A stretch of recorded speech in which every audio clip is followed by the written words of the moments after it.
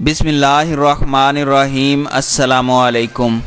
پاک فوج نے ایل او سی پر بھارت کو دندان شکن جواب دیتے ہوئے 7 بھارتی فوجیوں کو ہلاک اور 19 کو زخمی کر دیا، جبکہ متعدد بھارتی پوسٹوں کو تباہ کر دیا۔ آئی ایس پی آر کے مطابق ایل او سی پر پاک فوج نے بھارت کی اشتعال انگیزی اور جارحیت کا بھرپور جواب دیتے ہوئے 7 بھارتی فوجیوں کو ہلاک کر دیا اور 19 بھارتی فوجی زخمی بھی ہوئے۔ آئی ایس پی آر کے مطابق جوابی کارروائی میں بھارت کو بھاری نقصان بھی ہوا اور کئی بھارتی پوسٹیں تباہ کر دی گئیں۔ بھارت کی جانب سے 48 سے 72 گھنٹے کے دوران سیز فائر کی خلاف ورزیاں بڑھیں۔ پاک فوج کی جانب سے بھارتی خلاف ورزیوں کا بھرپور جواب دیا گیا۔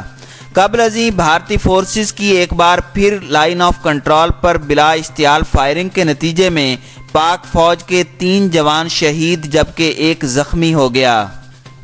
پاک فوج کے شعبہ تعلقات عامہ آئی ایس پی آر کے مطابق بھارتی فوج نے ایک بار پھر line of control per cease fire معاہدے کی خلاف ورزی کرتے ہوئے رکھ چکری میں راولا کوٹ سیکٹر پر فائرنگ کی، جس کے نتیجے میں پاک فوج کے 3 جوان صوبیدار محمد ریاض، لانس حوالدار عزیز اللہ اور سپاہی منصب شہید ہو گئے، جبکہ 1 جوان زخمی ہے۔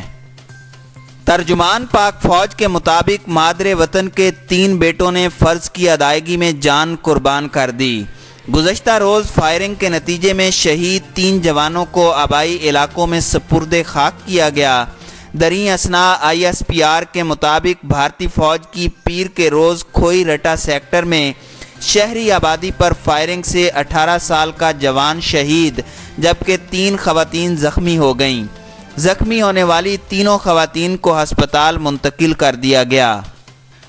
Army chief general Qamar Javed Bajwa کا کہنا ہے کہ دہشت گردی کے خلاف جنگ کے بعد پاکستان استحکام کی طرف گامزن ہے۔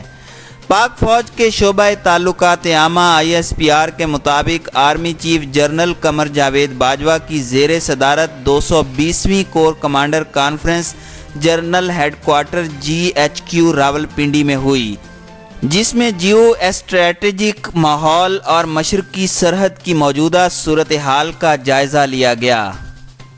آئی ایس پی آر نے بتایا کہ کور کمانڈرز کانفرنس نے کسی بھی جارحیت پر مادر وطن کے دفاع اور کسی بھی مس ایڈونچر کے خلاف بھرپور جواب دینے کے عزم کا ارادہ کیا۔ آئی ایس پی آر کے بیان میں کہا گیا ہے کہ کور کمانڈرز نے نیشنل ایکشن پلان پر عمل درآمد کے لیے حکومت اور تمام اسٹیک ہولڈرز کی حمایت کرنے کے عزم کا بھی اظہار کیا۔ آئی ایس پی آر کے مطابق کانفرنس میں ملک میں پائیدار امن کے لیے کوششیں جاری رکھنے اور علاقائی امن و سلامتی کے لیے تمام اقدامات کی مکمل حمایت کے عزم کا اعادہ کیا گیا۔